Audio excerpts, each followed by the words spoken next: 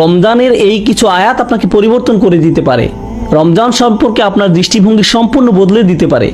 আমরা যদি এই কয়েকটি আয়াতই শুধু অনুধাবন করি, এদের প্রতিফলন ঘটাই, তবে কোরআনের সাথে, দোয়ার সাথে, আল্লাহর সাথে আপনার যে সম্পর্ক তৈরি হবে তা রমজানের পরবর্তীকালীন সময়ের জন্যও সম্পন্ন হয়ে যাবে।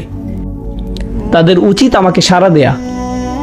এখন ব্যাপারটি হলো ফাতিহায়, সূরাতুল ফাতিহা, আমরা আল্লাহর কাছে কি চাই কেউ জানেন?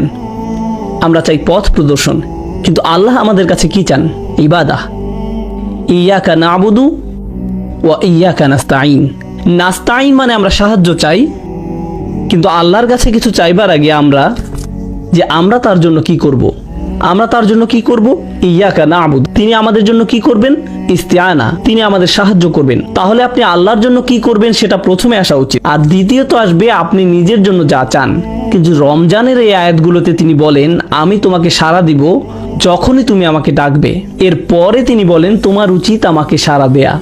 তিনি বলেননি আমাকে সাড়া দিলে পরে আমি তোমাকে সাড়া দিব। সুবহানাল্লাহ।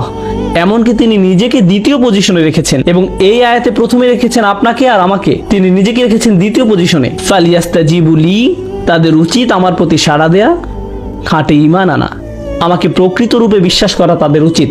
লাআল্লাহুম ইয়ারশুদুন, যাতে তারা সরল পথে পরিচালিত হতে পারে, তারা যেন নিজেদের বদলে নিতে পারে। সুবহানাল্লাহ। এই সকল জিনিস আপনার অন্তরে গেঁথে দিতে হবে।